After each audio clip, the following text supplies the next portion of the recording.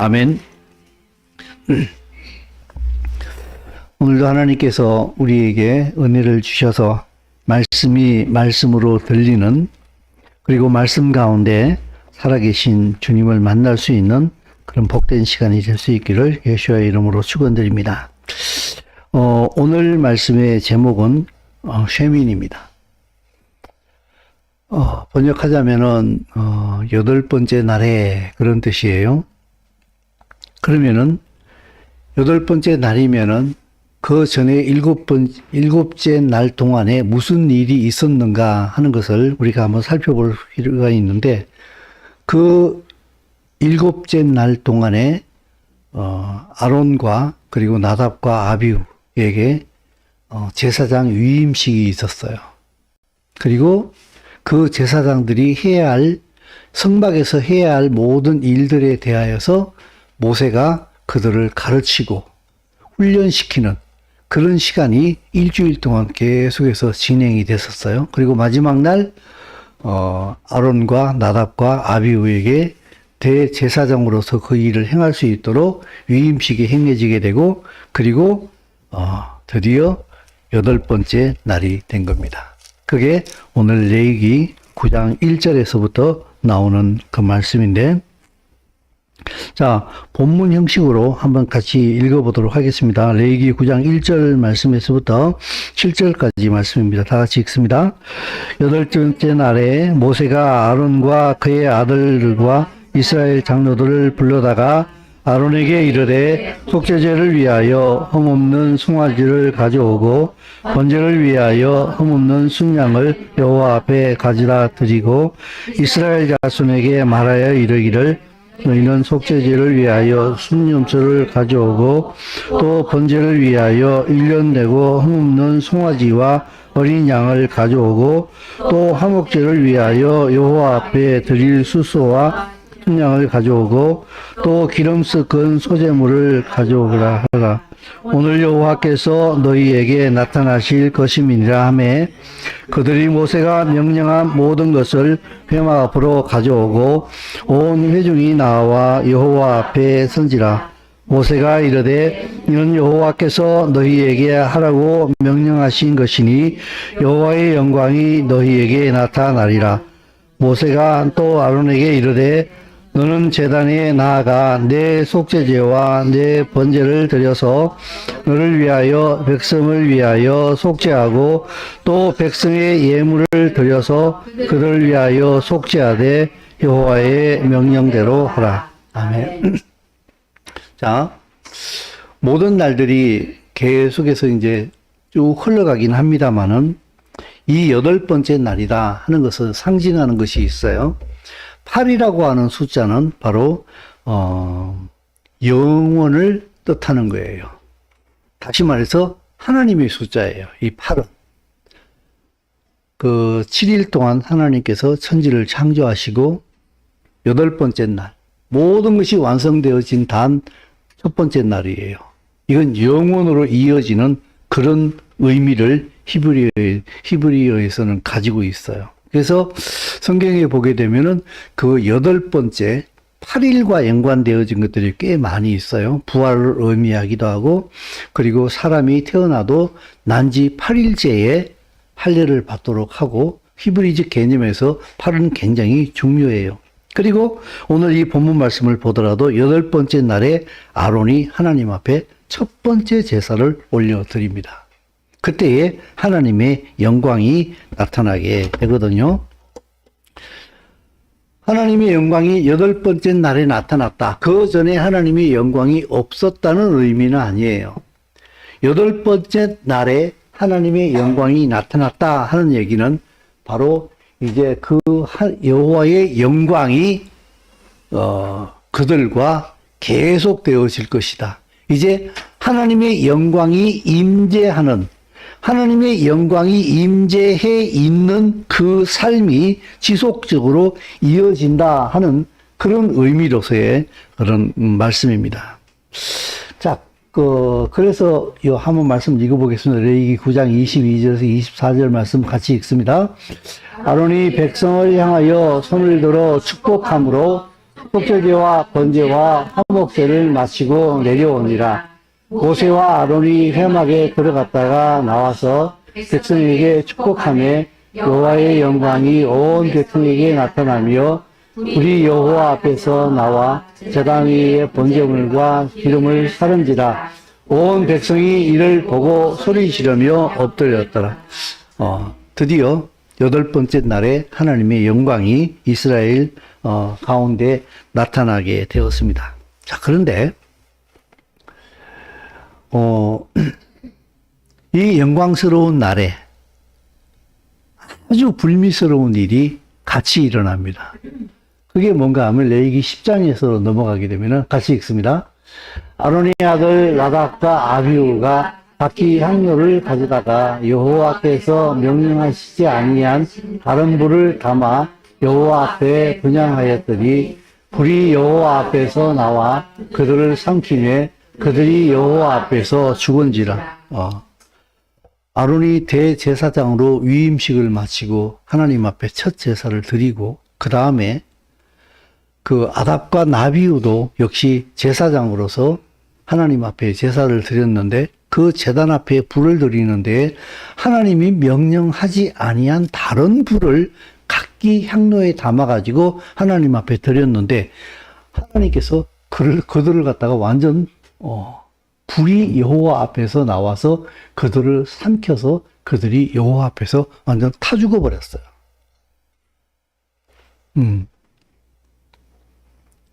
근데 아론에게는 굉장히 큰 불행한 일이죠. 그죠? 아들 넷이 있었는데 둘이 갑자기 하나님 앞에서 불을 맞아 죽어버렸으니까. 물론 아들 둘이가 더 남아있긴 합니다만은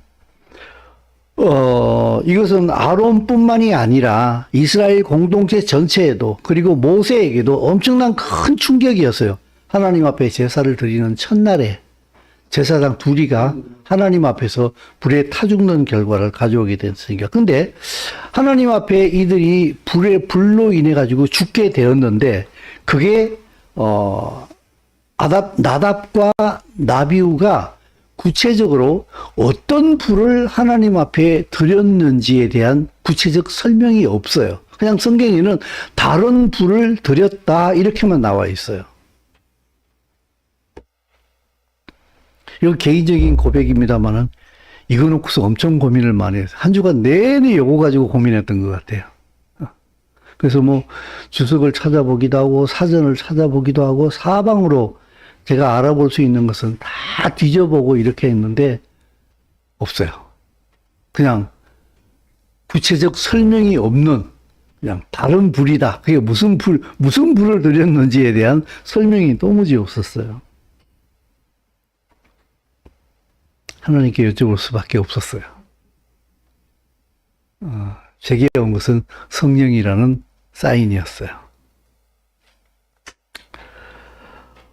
이 다른 불을 하나님 앞에 드렸다 하는 것은 그 시대에는 하나님 앞에 죽음에 해당하는 죄였던가 봐요. 그죠? 그러면은 이 시대의 다른 불은 무엇일까? 나답과 아비후는 하나님 앞에 제사를 드릴 때에 다른 불로 하나님 앞에 제단 앞에 드리다가 죽었는데 그럼 이 시대의 다른 불은 무엇일까? 불이 성령을 의미한다는 것으로 생각해 볼 때에 그것은 바로 성령이 없는 예배가 아니겠는가? 예수께서도 분명히 요한복음에서 말씀하시기를 하나님께 나아가는 자는 신령과 진정으로 예배해라. 거기서 신령이 바로 성령이거든요. 성령과 진리로 예배해라. 이렇게 예수께서도 권면을 하고 있는데 그 불은 성령을 의미하는 것이 아니겠는가. 성령이 없는 예배, 성령이 없는 삶, 성령이 없는 제사, 그것은 하나님 앞에 가증한 것이다. 아무런 의미가 없는 것이다. 성령 안에서 드려지지 않는 삶, 예배, 그거는 하나님 앞에 아무런 의미가 없는 것이다. 그저 그냥 종교적인 것에 뿐이다. 근데요, 여기에 단서를 찾을 수가 있어요. 자, 여기서 지금 나답과 아비후가 하나님 앞에 다른 불을 들이다가 그 불에 삼키게 당하여서 죽었잖아요. 그죠? 근데 그 뒤로 쭉 내려가 보게 되면은 10장 3절 말씀에 모세 같이 읽습니다. 모세가 아론에게 이르되 이는 여호와의 말씀이라. 이르시기를 나는 나를 가까이 하는 자 중에서 내 거룩함을 나타내겠고 온 백성 앞에서 내 영광을 나타내리라 하셨느니라. 나를 가까이 하는 중에서 하나님의 거룩함을 나타내겠다고 말씀하셨어요. 잘 생각하세요. 나를 가까이 하는 자들을 통하여서 내가 어떤 하나님인가를 내가 그들을 통해서 나를 보여주겠다 이 말이에요. 나를 가까이 하는 자들을 통하여서 내 거룩함을 나타내겠다. 하나님께 가까이 있는 사람들을 통하여서 내 하나님, 나 하나님이 어떤 하나님인가를 그들을 통하여서 내가 너희들에게 보여주겠다 이 말이에요. 그래서 나답과 아비후는 하나님의 거룩함을 훼손했다는 거예요. 하나님이 인정하지 아니한 다른 불은 결국 하나님의 존재를 의미하는 것이거든요. 사람들 앞에서. 그 불을 하나님 앞에 드림으로 인하여서 하나님께서 그 불을 받지 않으시는 것을 여호와의 불로 그들을 소멸시킴으로 말미암아 하나님은 세속적인 분이 아니다 하는 것을 갖다가 그 나답과 아비후를 불로 심판하심을 통하여서 하나님의 자기를 나타내셨다는 거예요. 또 한 가지 그 단서를 볼 수 있는 게 무엇인가 하게 되면은, 자, 레위기 10장 8절 그 이후의 말씀입니다. 같이 읽습니다. 여호와께서 아론에게 말씀하여 이르시되 너와 내 자손들이 흠악에 들어갈 때는 포도주나 독주를 마시지 말라. 그리하여 너희 죽음을 면하라. 이는 너희 대대로 지킬 영영한 규례라. 그리하여야 너희가 거룩하고 속된 것을 분별하며 부정하고 정한 것을 분별하고 또 나 여호와가 모세를 통하여 모든 규례를 이스라엘 자손에게 가르치리라. 아멘. 많은 랍비들이 이렇게 짐작을 해요. 나답과 아비후가 그 불을 들고 들어갈 때에 하나님의 회막으로 들어갈 때에 그들은 술이 취한 상태였다. 왜냐하면은 그걸 짐작해 볼 수 있는 게 뭔가 하게 되면은 이 나답과 아비후가 하나님 앞에 다른 불을 들이다가 죽은 이후에 바로 첫 번째 나오는 권면이 바로 이거예요. 여호와께서 아론에게 말씀하여 이르시되 너와 내 자손이 회막에 들어갈 때에 포도주, 독주를 먹지 마라. 그리해야지 너희가 거룩하고 속된 것을 분별하고 정한 것을 분별하고 모든 규례를 가르칠 수 있다. 회막에 들어갈 때 술 먹지 마라. 해롱해롱한 상태에서 하나님 앞에 그 복잡한 제사를 올려드릴 수 있겠습니까? 그 구약에서 나오는 그 모든 제사들을 보게 되면 제사장이 거의 칼잡이에요. 그죠?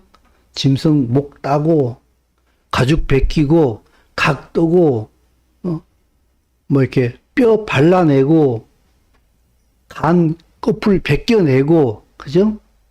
엄청난 많은 칼 작업이 있을 것 같아요. 만약 술 먹고 해롱해롱한 상태에서 이걸 하다 보면 어떻게 되겠습니까? 자기도 다칠 거예요. 그리고 그 많은 복잡한 그 제사 규정을 술 취한 상태에서 제대로 해낼 수 없을 거예요.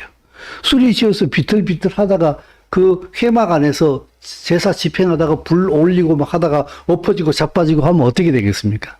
그죠?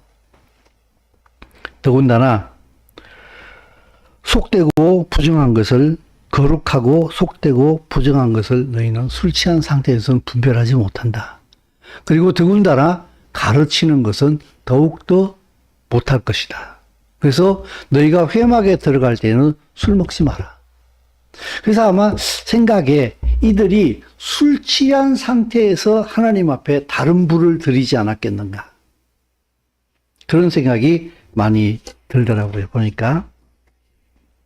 그래서 회막에 들어갈 때에 포도주나 독주를 마시지 말라는 권면이 나온 것이 아닌 게 있는가. 그런데 참 재미난 게 뭔가 하게 되면은 이 다른 불이라고 하는 게 바로 성령이 아닌 것을 상징한다. 이렇게 생각할 수 있는 게 뭔가 하게 되면은 성경에 보게 되면은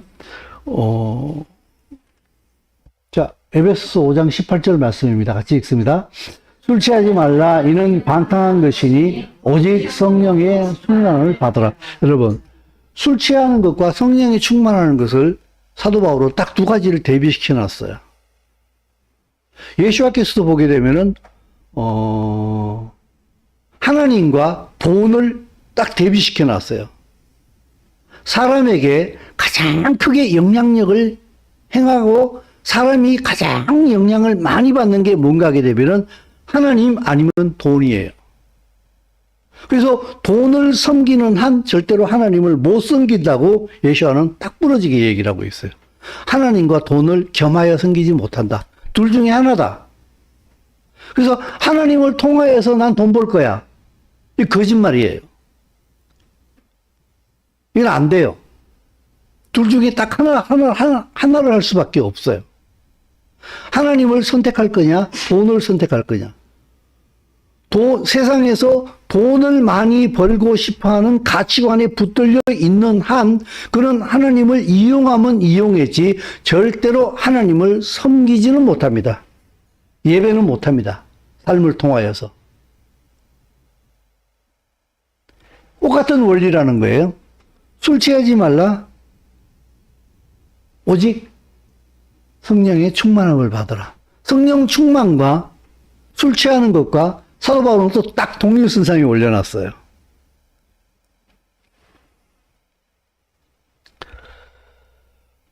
결국 이런 말이 되는 거예요.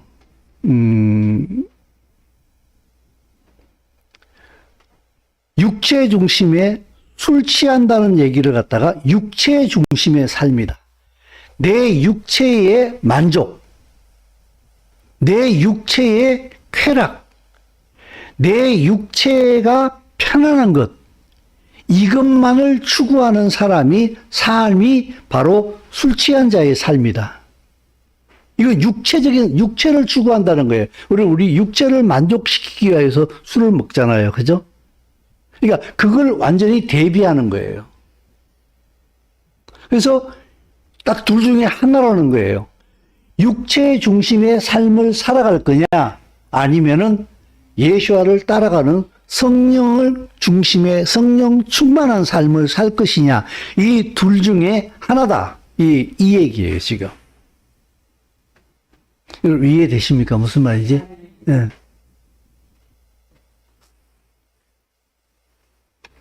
그래서 성경에 보게 되면은 의외로 술에 대한 경고가 되게 많이 있어요. 잠언에 나오는 말씀, 잠언 23장 말씀인데 같이 읽습니다.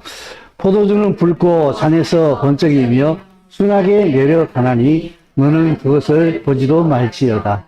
그것이 마침내 뱀같이 물 것이요 독사같이 쏠 것이며 또 내 눈에는 괴이한 것이 보일 것이요 내 마음은 구부러진 것 말을 할 것이며 너는 바다 가운데 누운 자 같을 것이요 돛대 위에 누운 자 같을 것이며 내가 스스로 말하기를 사람이 때려도 나는 아프지 아니하고 나를 상하게 하여도 내게 감각이 없도다.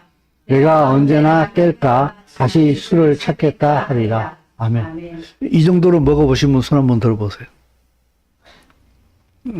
손 들면 표시나니까 발가락 한번 들어보세요. 나 이렇게 먹어본 적이 있다. 저는 발가락 들었어요.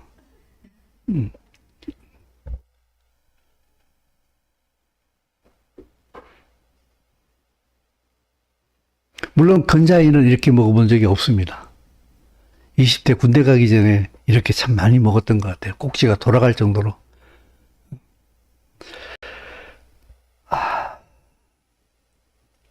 술에 취했다는 얘기는 무슨 말인가 하게 되면요.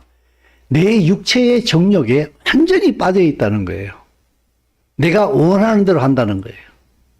그러니까 술에 취한 특징이 뭔가 하게 되면은 내 육체가 극대화되어집니다.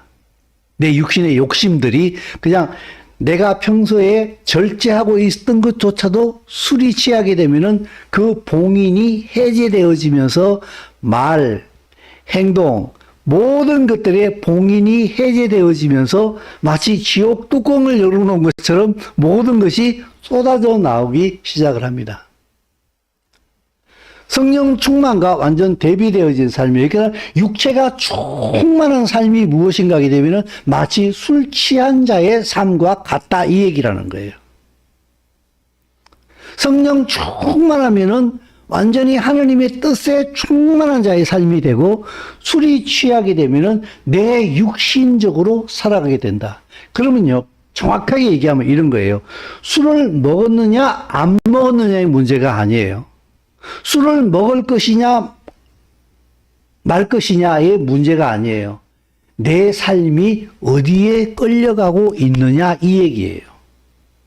보십시오. 왜 그런가 하게 되면요, 술을 안 먹어도 자기 육신적으로 충만하게 자기 욕심대로 살아가는 삶이 있습니까 없습니까? 있지요. 그죠? 이건 술을 먹느냐 안 먹느냐의 문제가 아니라 네가 지금 어디 중심으로 살고 있느냐 이 얘기예요. 근데 술을 먹게 되면은 그게 극대화되어진다는 거예요. 봉인이 해제되어지게 되면서. 그래서 이 시대에는요, 술도 분명히 여기에 포함되어지는 것인데 술 같은 게 너무 많아요. 술을 닮아 있는, 사람의 멘탈을 지배해버리는 미디어. 그죠? 미디어에 중독된 사람들 많아요. 지금 애들부터 지금 거의 핸드폰을 손에 놓지를 못해요. 아저씨, 아줌마들도 할 것도 없이 거의 이걸 그냥 붙들고 서 있어요. 그냥 이렇게. 미디어에 중독되어진 사람들. 절대로 성경 못 봅니다. 미디어에 중독되면 성경을 못 봅니다, 여러분. 이 너무 재밌어가지고 요새는 이제 아예 유튜브에서도 보게 되면 또 쇼트 영상도 나오잖아요, 그죠? 그러니까는 그 쇼트 영상 한번 보기 시작하면 어떻게 됩니까? 다음 거 계속 보잖아, 그죠? 10초, 20초, 10초, 20초. 공감을 안 하시네. 너무 거룩하신 분들이 모여가지고 우린 그렇게 안 해요. 정말 그렇게 안 하면 훨씬 더 좋지요, 그죠? 미디어 뿐입니까? 마약에 중독되는 것. 이 시대에는 그 고대 시대의 술과 같은 역할을 하는 것들이 너무나 많이 있어요. 이게 다, 결국에는 술을 얘기하는 게 뭔가 하게 되면요, 내 멘탈을 어디에다 쓸 것이냐, 내 정신이 어디를 향하고 있느냐, 내 가치관이 어디를 향하고 있느냐, 지금 그걸 얘기하고 있는 중이에요, 지금.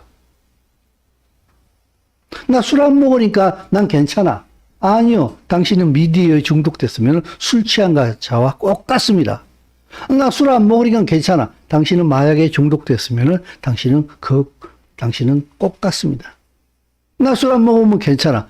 당신은 세상 가치관에 물들어져 있다고 한다면 당신도 똑같이 술 취한 사람입니다. 왜냐하면 여기서는 술이라고 하는 것은 술만을 얘기하는 것이 아니라 술이 취하여 버린 내 멘탈이 흔들려서 육신이 끄는 대로 갈 수밖에 없기 때문에 진리 없는 사람을 통칭적으로 얘기하는 거예요, 지금.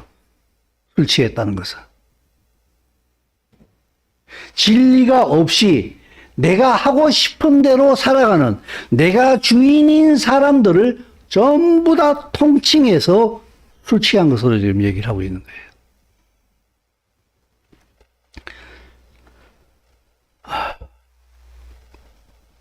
그래서 그 이후에 보게 되면요, 음식에 대한 얘기들이 쭉 나옵니다.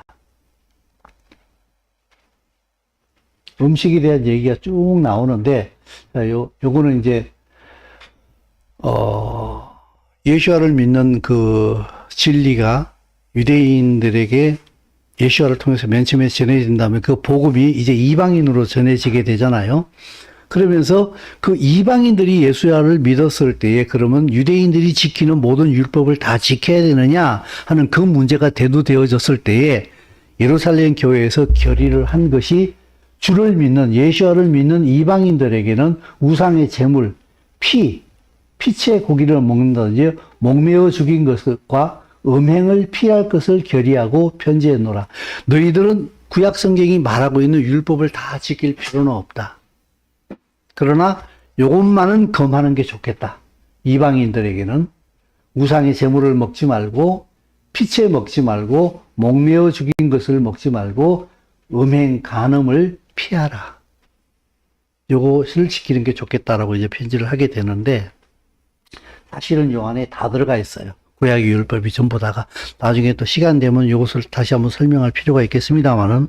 자, 결국에는 요 레위기 지금, 나답과 아비후가 다른 불을 들이다가 하나님 앞에 죽은 그 이후에 술 먹지 말라는 권면이 나온 다음에, 그 다음에, 11장으로, 레위기 11장으로 여러분 성경책을 한번 펼쳐 보십시오.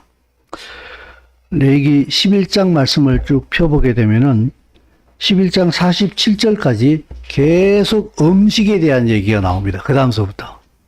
그래서 뭐 이거는 먹지 마라, 저거는 먹지 마라, 이거는 정한 짐승이다, 저건 부정한 짐승이다, 정한 짐승은 먹을 수 있고 부정한 짐승은 먹지 마라 하는 권면이 이제 쭉 나오게 되는데 이것은 뭘 의미하는가 하게 되면요. 결국 무엇을 먹느냐 하는 것은요. 그 먹는 것과 그 사람이 연합이 되어진다는 거예요.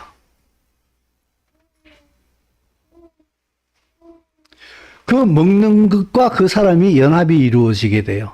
그건 꼭 내 입으로만 먹는 것만을 말하는 게 아니에요. 여러분 보십시오. 눈으로도 먹습니다. 눈으로도 수많은 정보들이 우리 몸속으로, 우리 뇌 속으로 들어갑니다. 귀로도 들어갑니다. 음식은 아닙니다만은 코로 들어갑니다. 피부로도 들어갑니다. 결국 내가 무엇을 먹느냐, 무엇을 듣느냐, 무엇을 보느냐 하는 것은 그것과 결국에는 연합이 일어난다는 거예요. 그래서 하나님의 말씀을 보지 않고 계속 세상의 미디어와 세상의 모든 가치관들을 보고 듣고 마시고 입고 하면서 세상과 깊은 연합이 일어나는 거예요. 술 먹는 것과 똑같은 거예요. 아까 잠언에 보니까는 여기 나와 있잖아요. 그죠? 잠언 23장 35절 말씀에 내가 스스로 말하기를 사람이 나를 때려도 나는 아프지 아니하고 나를 상하게 하여도 내게 감각이 없도다 그러잖아요. 미디어에 중독돼 보십시오. 어떻게 되는가? 그걸 보고 있는 시간이 결코 길지 않잖아요. 그죠? 언제 그 시간이 지나가는지 모르잖아요. 한두 시간이 그냥 순삭 되어져 버리잖아요. 그죠? 아무것도 생각이 없어요. 그냥 거기에 푹 빠져서 몇 시간이고 그걸 보고 있어요. 몇 시간이고 그걸 듣고 있어요. 사실은 술 취한 것과 똑같은 현상인 거예요. 그리고 하나님 말씀 보라 그러게 되면 어떻게 돼요? 너무 힘들어하지요. 그죠? 졸린다, 힘들다, 못 보겠다, 눈 아프다, 귀 아프다, 허리 아프다, 머리 아프다. 이미 중독이 되어진 거예요. 이런 생활을 하는 사람이 하나님 앞에 예배가 불가능해요. 지난번에도 한번 말씀드린 것과 마찬가지로요. 일주일 동안에 우리가 예배당을 떠나서 가정과 직장과 세상 속에서 내가 어떤 삶을 살았느냐가 여기 와서 예배가 결정이 되어지는 거예요. 일주일 내내 하나님 없는 방탕한 삶을 살다가 예배당 오려면 어떻게 돼요? 오는 것부터 힘들어집니다. 꼭 가야 되나? 그죠? 좀 늦게 가면 안 되나? 목사님 설교는 왜 이렇게 기나? 모든 게 다 불만이 되어버려요. 모든 게 다 불만이 되어버려요. 그러니까는 예배당에 와도 예배를 시작해도 그가 원하는 건 뭐예요? 오직 빨리 끝나는 거 하나밖에 없어요. 그러니까 조금만 길어지면 어떻게 됩니까? 막 시험 들고, 막 목사님 설교했어요. 너무 많이 길어졌어. 왜 저렇게 길어요? 막 이러면서. 시험 들고, 할 리가 아니에요. 사실은 예배가 아니에요, 그게. 또 그런 상태로 또 이제 세상에 나가요. 그럼 세상 가운데서 온전한 예배적인 삶이 가능하겠냐는 거예요. 전혀 불가능한 거예요. 악순환이 일어나기 시작하는 거예요. 한 번은 여기서 완전히 고리를 끊어야 돼요.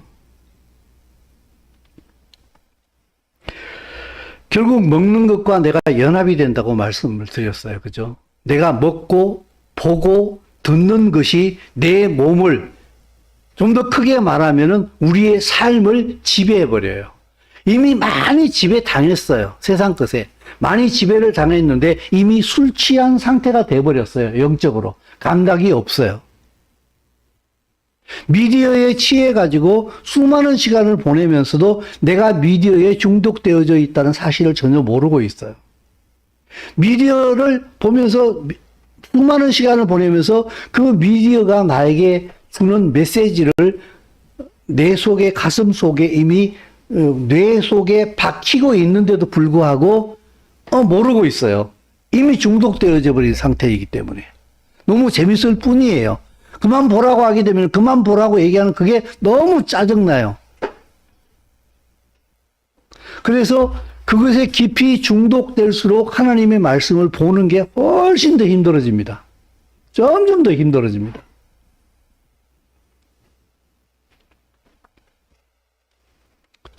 결국 그것이 그 사람을 지배하는 거예요. 무엇을 먹느냐, 무엇을 보느냐, 무엇을 듣느냐. 그게 자기를 지배하게 되는 거예요. 그래서 11장에 나오게 되면 정한 짐승, 부정한 짐승을 쭉 얘기하잖아요. 그래서 1절부터 8절, 11장 1절에서 8절 말씀을 쭉 보게 되면요. 굽이 갈라진 짐승, 그리고 되새김질 하는 짐승을 고기를 먹을 수 있다 그랬어요. 굽이 갈라져야 된다. 그리고 굽이 갈라졌는데 되새김질 안 하는 짐승은 먹지 마라. 결국에는 구약 성경에서 말하는 것은 굽이 갈라지고 되새김질 하는 짐승의 고기를 먹어라. 이게 얘기예요. 여러분, 돼지는 어때요? 굽이 갈라졌어요? 안 갈라졌어요? 되새김질 합니까? 안 합니까? 돼지고기 먹어야 돼요? 안 먹어야 돼요? 이게 유대인의 법에 의하면 돼지고기는 먹으면 안 되는 거예요. 근데 우리 돼지고기 먹어야 안 먹어요? 그럼 죄예요? 아니에요? 죄예요? 아니에요? 죄가 아니에요. 이방인한테는.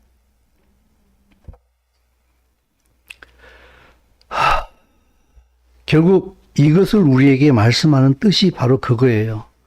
굽이 갈라지고 되새김질하는 짐승의 고기를 먹으면서 혹은 굽이 갈라지지 않고 되새김질하지 않더라도 그 짐승의 고기를 먹으면서 우리는 돼지 족발을 뜯으면서 무슨 생각을 해야 됩니까?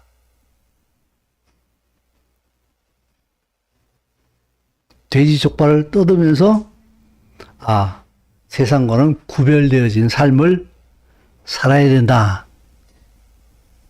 돼지가 굽이 갈라졌잖아요. 그죠? 되새김질을 하는 소고기를 먹으면서 우리는 주의 말씀을 계속해서 먹고 되새김질하는 삶을 살아야 된다. 그걸 하나 먹으면서도 하나님의 말씀, 하나님의 가치관 중심으로 생각하고 먹고 마시고 해야 된다는 얘기예요. 9절에서 12절까지 말씀을 보게 되면요. 물에 있는 모든 것 중에 너희가 먹을 만한 것은 이것이다. 이렇게 말씀하시면서 강과 바다와 다른 물에 있는 모든 것 중에 지느러미와 비늘이 있는 것은 너희가 먹되 그랬어요. 그러면요. 지느러미, 비늘 없는 것은 먹지 말라는 얘기예요. 그죠? 여러분, 장어가 비늘이 있어요? 장어구이 좋아하시는 분. 장어 먹으면 안 돼요? 근데 장어 다 먹지요? 죄예요? 아니에요? 우리 이방인은 죄가 아니에요. 그러니까 우리 이 하다못해 돼지고기, 소고기를 먹으면서도 우리는 교훈을 받아야 한다는 거예요. 비늘이 없는 지느러미가 없고 비늘이 없는 장어 먹으면서 맛있게 드세요. 근데 왜 하나님께서 이런 것을 못 먹는 것을 구별해 놓았는가? 이 의미를 생각해 보라는 거예요. 지느러미가 없다는 것은요, 방향성이 없다는 것을 의미한답니다. 그냥 물이 밀면은 미는 대로, 그죠? 물결대로 흘러가는 게 지느러미가 없기 때문에 방향을 제대로 못 잡는데요.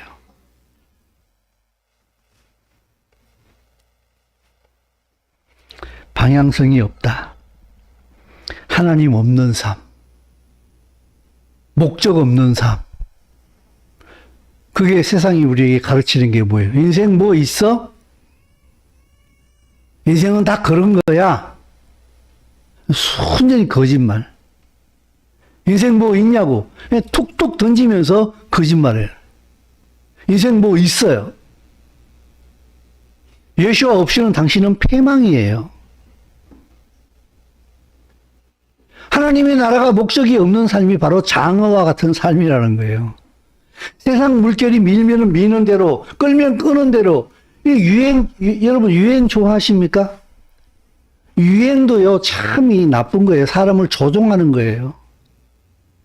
원래는 선글라스가 잠자리 한 게 이따시만한데, 또, 요만하게 줄어들어, 커졌다, 줄어들어. 넥타이가 넓어졌다, 좁아졌다. 양복 하나가 넓어졌다, 좁아졌다. 유행 따라가야 된다고. 유행에 뒤떨어지게 살으라는 뜻은 아닙니다. 근데 유행만 쫓는 삶 자체가요, 당신은 이미 세상 속에서 방향을 잃어버린 사람이에요. 방향성 없는 삶. 하나님의 나라가 목적이 아닌 삶. 비늘 없다.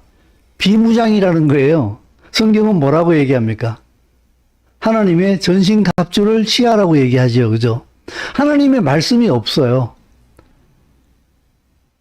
하나님의 말씀은 성경의 비유에 의하면 칼이에요.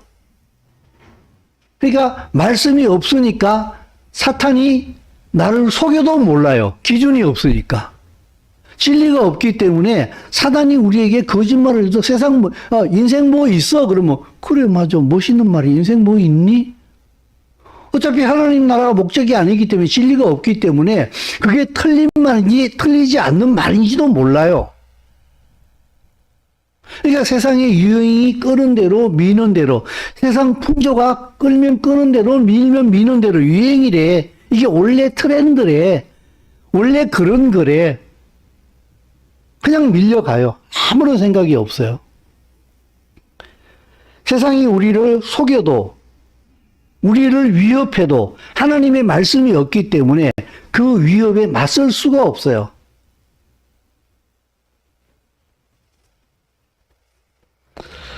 (13절에서) (19절) 말씀을 쭉 보다 보게 되면요, 여기는 이제 새에 대한 얘기가 나와요. 독수리, 솔개, 물수리 이런 쇠고기는 먹지 말라고 얘기해요. 왜? 이 독수리나 솔개 이런 것의 특징은 뭔가 하게 되면요, 썩은 고기도 먹어요. 뭐든지 다 먹는다는 거예요. 그죠? 세상 살아가면서 돈만 되면은 뭐 어때요? 돈만 되면 어때요? 다 해요. 진리가 없어요. 돈 많이 주면은 뭐든지 다 해요. 내가 편한 것은 어떻게 해요? 뭐든지 다 해. 뭐 어때 그거? 편한 거잖아. 좋은 거잖아. 해. 썩은 고기도 뭐 신선한 고기냐 썩은 고기냐 가리지 않아. 뭐 네가 뭐 찬밥 도운밥 가릴 때냐 뭐 이런 얘기도 하면서 다 먹어요. 성경은 신령한 젖 하나님의 말씀을 사모하라고 베드로 사도가 우리에게 권면하고 있습니다. 20절에서 23절 말씀을 보게 되면요, 날개가 있고 없고 기어다니냐 안 기어다니느냐, 그 짐승을 먹을 수 있는 짐승과 먹을 수 없는 짐승으로 성경은 또 구별하고 있어요. 날개가 있고 네 발로 기는 것, 네 발로 뛰어다니는 거 먹어라. 그건 먹어라. 예를 들면 메뚜기, 귀뚜라미, 여치, 그죠? 날개 있지요, 그죠? 네 발로 땅을 기기도 하고 공중으로 탱탱 기도하면서 막 튀기도 하잖아요. 그죠? 이건 먹을 수 있대요. 이걸 먹으래. 왜? 하늘을 향해서 뛰는 것들. 하늘을 향해서 뛰어오르는 것들. 이 상당한 어떤 비유적인 의미를 가지고 있는 것 같아요. 하나님을 향해, 하나님의 가치관을 향하여서 뭔가 몸부림치는 것들. 그건 먹어도 된다. 이것이 바로 성도들에게 또한 원하는 하나님의 메시지이기도 해요. 그래, 늘 실패할 수도 있어. 땅바닥에 다시 떨어질 수도 있어. 그러나 진리를 향하여서 뭔가 몸부림이 있는 삶을 살아야 되지 않겠니? 성경 보다가 5분 보다가 덮을 값인정 그래도 하나님 말씀을 봐야 되지 않겠니? 라고 다시 펼 수 있는 이 용기. 무슨 일이 생겼을 때 하나님의 말씀은 이때 뭐라고 얘기를 하는가? 하나님께 한번 물어보자. 하나님의 뜻을 한번 찾아보자라고 성경을 펼칠 수 있는 그 용기, 그 지혜, 그 결단. 이럴 때 하나님 좀 살려주세요라고 기도하자라고 무릎을 꿇을 수 있는 그 결단. 그게 하늘을 향해서 탕탕 튀어오르는 메뚜기 귀뚜라미의 포지션으로 얘기를 하고 있는 것 같아요. 근데요, 아예 날기를 포기한 것들이 있어요. 그거 먹지 말래요. 그래서 발이 많이 달린 것들 있잖아요. 진해, 돈벌레, 그죠? 배로 기어댕기는 거. 이런 거 먹지 말래요. 여러분, 배로 기어댕기는 것 중에 가장 대표적인 게 뭐가 떠오르십니까? 뱀이요. 뱀 먹지 말래요. 여러분, 근데 저기 뭡니까? 뱀탕 먹어야 안 먹어요? 기력 딸리면은 회개하셔야 된다는 얘기가 아니에요. 배로 기어댕기는 걸 먹지 말라고 말씀하시는 하나님의 뜻을 알으라는 거예요. 그게 뭔가 하면요. 여기 자, 레위기 11장 41절에서 43절 같이 읽습니다.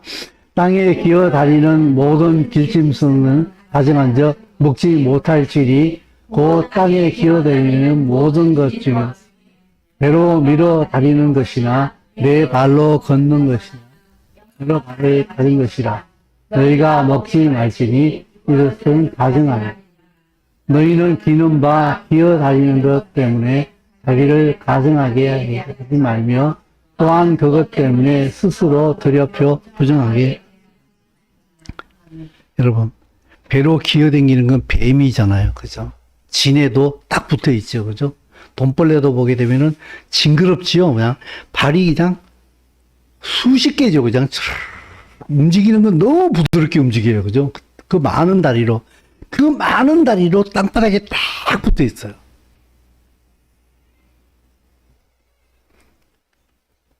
자, 읽습니다. 이 같은 자들은 우리 주 그리스도를 숨기지 아니하고 다만 자기들의 배만 섬기나니 부활한 말과 아첨하는 말로 순진한 자들의 마음을 아멘. 보십시오. 예수와 그리스도를 섬기지 않고 자기들의 배만 섬기는 사람들이 있어요. 같은 예수와를 믿는다고 말하는데 진리를 말하는데 그 진리를 위해서 진리를 선포하는 자들이 아니라 그 진리를 팔아서 자기 배를 불리려고 하는 사람들이 있다는 거예요. 자기 배만 위한다 그랬어요. 여러분, 배로 기어댕긴다는 얘기는요, 이 배로 자기를 움직인다는 거예요. 배를 위해서 움직인다는 거예요. 그래서요, 이런 사람들은 하나님 앞에 심판의 대상이에요. 그래서 뱀고기 먹지 말라는 거예요. 땅에 딱 붙어 있다는 거예요. 땅에 딱 붙어 있다는 거예요. 땅의 가치에 붙어 있다는 거예요. 땅의 가치만 가지고 산다는 거예요. 이들은 하나님이 없는 사람이라는 거예요. 그래서 이런 고기도 먹지 말라고 얘기를 하는 거예요. 여러분은 삶의 가치관이 어디에 붙어 있습니까? 여기 또 한 번 더 나와 있어요. 빌립보서 3장 3장 18절 말씀입니다. 같이 읽습니다. 내가 여러 번 너희에게 말하였거니와 이제도 눈물을 흘리며 말하노니 여러 사람들이 그리스도의 십자가의 원수로 행하노니라. 그들의 마침은 멸망이요 그들의 신은 배요 그 영광은 그들의 부끄러움에 있고 땅의 일을 생각하던 자. 보십시오. 이 땅에 진리를 선포하는 사람들이 되게 많이 있습니다. 근데 수많은 사람들이 진리가 없기 때문에 거짓 진리에 속고 있어요. 얼마 전에 저기 뭡니까? JMS도 뉴스파에 한참 나왔죠. 그죠? 사람들은 또 이렇게 얘기해요. JMS를 그걸 어떻게 믿고 따라가냐. 정말 이해가 안 된다. 이렇게 얘기하잖아요. 그죠? 근데요, 영이 혼탁하면요, 안 보여요. 진리가 없게 되면요, 속아요. 자기도 모르게. 그래서 여기 집적, 저기 집적 그러다가 덜컹 걸리는 거예요. 그게 또 여기 집적, 저기 집적 거리는 사람들의 특징을 보게 되면요, 전부 다 육신적이에요. 신앙생활도 예시와 그분 자체를 하는 것이 아니라 내 마음의 평안을 위하여서, 내가 편하고 싶어서, 내 마음의 평안을 위하여서 신앙생활하는 사람도 되게 많이 있어요. 이 사람도, 이런 부류의 사람도 덫에 걸리기 딱 좋은 사람이에요. 그래서 제가 예전에 그렇게 얘기했어요. 네 마음의 평안함만을 위하는 것이라고 한다면은 절에 가는 것도 괜찮다라고 내가 독서를 퍼부은 적이 있어요. 절에 가는 것도 괜찮다. 성경은 내 마음의 평안함을 주기도 합니다만은 내 마음의 평안함이 목적이 아닌 게 성경이에요. 성경은 하나님의 나라가 목적이지 당신의 마음의 평안함이 목적이 아니라고요. 근데 하나님의 나라 안으로 들어오면은 평안함은 그냥 주어지는 거예요. 근데 평안함만을 구한다고 하게 되면은 꼭 하나님의 나라가 아니어도 돼요. 제가 지난주에 이렇게 설명했어요. 따뜻하고 싶어. 그럼 어떻게 돼요? 집에 들어가면 되는 거예요. 집에 들어가면 편안함과 따뜻함과 포근함과 모든 것이 구하지 않아도 그냥 주어지는 거예요. 하나님의 나라 안에 다 있다고, 진리 안에 다 있다고. 근데 진리를 구하기 전에 내 필요만 먼저 꽂히게 되면은 그런 사람들이 2단, 3단에 걸려 넘어지는 거예요.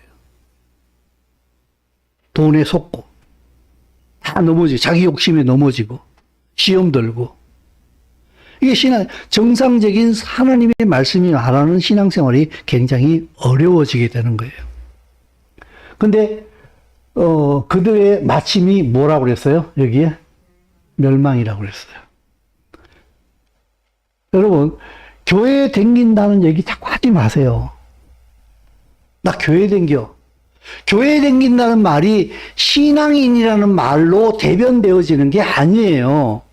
그냥 교회 댕기는 건 그냥 교회 댕기는 거예요, 그냥.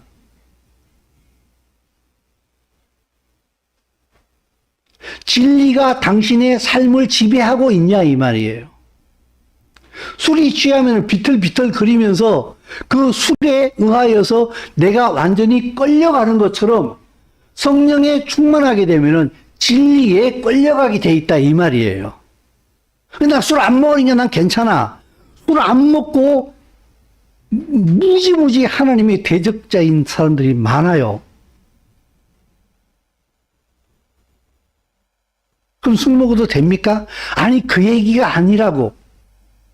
술을 먹느냐 안 먹느냐의 문제가 아니라 당신의 삶의 중심이 어디에 가 있느냐 이 말이에요. 나 중심이냐 하나님 중심이냐, 이 중심이 옮겨지지 아니하면은 당신의 결국은 교회 댕기다가 패망한다 이 말이에요. 이 중심이 진리로 옮겨지지 않는 한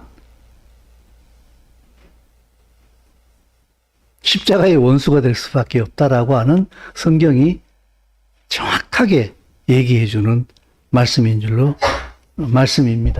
그래서 여러분, 하다 보니까 이게 너무 길어서 다 읽지는 못하겠네요. 근데 이게 요한계시록 18장에 나오는 말씀이거든요. 그러니까 이 말씀의 통칭들이 뭔가 하게 되면요. 이 계시록이 이 18장에 나오는 말씀이 세상에서 하나님 없이 세상 것을 추구하다가 마지막에 그들이 어떤 일을 겪게 되는가를 얘기하고 있어요. 그걸 바벨론을 통하여서 얘기를 하고 있는데요. 마지막에 보게 되면 같이 한번 여기까지만 읽어볼까요? 여기까지. 자, 시작. 이 일부에 다른 천사가 하늘에서 내려오는 것을 보니 큰 권세를 가졌는데 그의 영광으로 땅이 하나여지더라.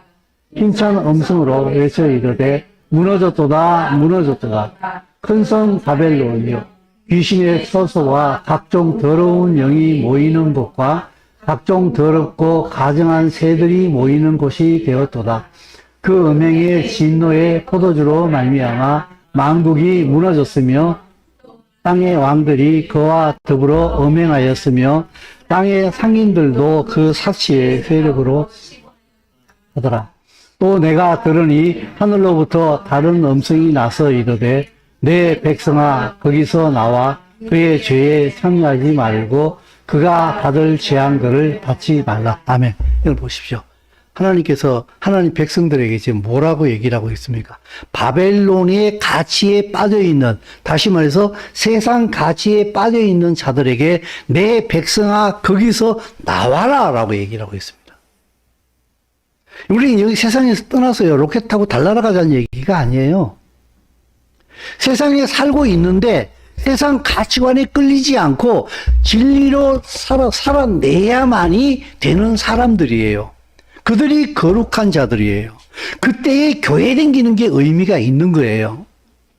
예수를 믿는다라고 얘기를 할 수 있는 거예요. 이것이 없이는 당신은 믿는 사람 아니라고 내가 수없이 얘기하지 않습니까?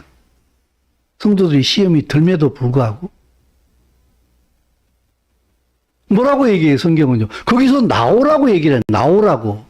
그리고 그들이 마지막에는 다 멸망하게 될 텐데 내 백성아 거기서 나와 그의 죄에 참여하지 말고 그가 받을 재앙들을 거기 앉아서 결국에는 같이 받는 그런 어리석은 일들을 행하지 말라고 얘기를 하잖아요. 그게 거룩이에요. 구별되어진 삶을 살아라는 거예요. 그래서 이스라엘 백성들에게 새는 이걸 먹지 말고 고기는 이걸 먹지 말고 저걸 먹고 이걸 먹고 이걸 구별시키는 거예요. 우리가 그걸 지킬 필요는 없습니다만 아까 말씀드린 대로 돼지 족발 먹으세요. 돼지고기 삼겹살 구워 먹으세요. 그거 구워 드시면서 하나님은 나에게 거룩한 삶을 요구하고 계시다는 사실을 잊지 말으라는 거예요. 그래서 우리에게 진리가 필요하고 우리는 먹는 것과 보는 것과 듣는 것에 연합되어질 수밖에 없는 사람들이니까 진리를 보고 듣고 먹을 수 있도록 거기에 더 많은 시간들을 드릴 수 있는 결단이 있어야 한다는 거예요. 결국 세상의 가치를 가지고 살게 되면은 결국 세상이 심판을 받을 때에 당신도 같이 심판을 받을 수밖에 없다고 성경은 이 회색 지대 없이 선명하게 얘기를 해주고 있는데도 불구하고 거기에 귀를 기울이는 사람은 그렇게 많이 없어요.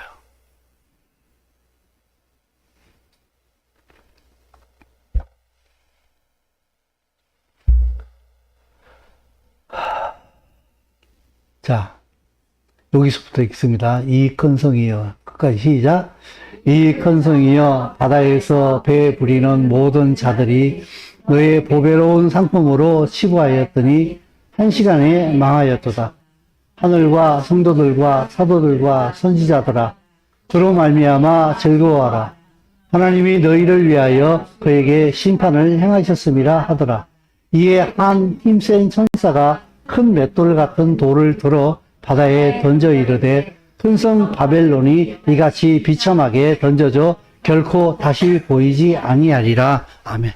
마지막 때에 예수와께서 이 땅에 오실 때에 세상은 완전히 멸망당합니다. 근데 그때에 얼마나 순식간에 망하는가 하게 되면은 1시간에 망하였도다 그랬어요. 세상이 망할 때 순식간에 망합니다. 근데 하늘과 성도들과 사도들과 선지자들아 그로 말미암아 즐거워하라. 하나님이 너희를 위하여 그에게 심판을 행하셨다. 하나님이 심판을 행하실 때에 그것을 보며 기뻐할 수 있는 사람들이 바로 성도들이거든요. 근데 세상과 딱 붙어 있던 성도였으면 어떻게 되는 거예요? 하나님의 심판이 그냥 바로 두려움이에요. 왜? 심판의 대상이 되어버렸기 때문에. 여러분의 삶은 지금 어떻습니까? 세상과 붙어 있습니까? 주님과 붙어 있습니까? 근데 정말 무서운 사실은 뭔가 하게 되면 세상과 딱 붙어 있으면서도 세상과 붙어 있다는 사실을 모른다는 거예요. 그리고 당신 세상과 붙어 있으라고 얘기하면 바로 시험 들어버려요. 목사님 나에게 너무 심한 얘기 하신다고. 어떻게 이렇게 성도한테 심한 말씀을 하실 수가 있냐고. 마음에 상처받았다고.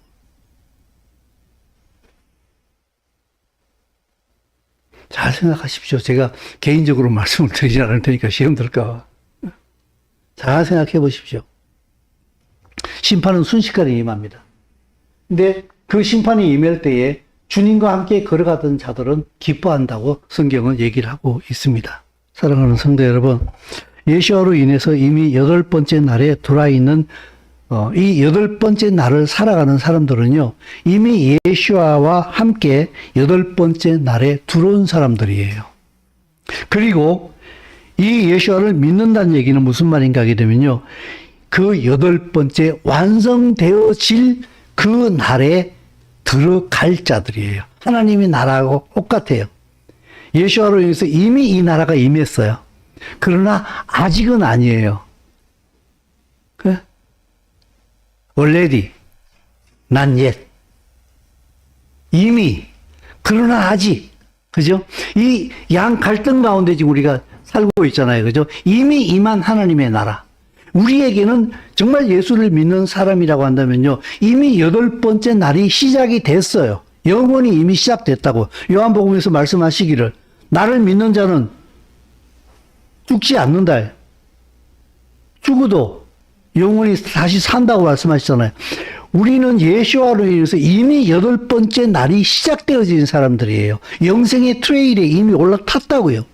그러나 완성은 안 됐어요, 아직까지. 주님이 오시는 그날에 영원한 8일이 다시 시작될 거예요.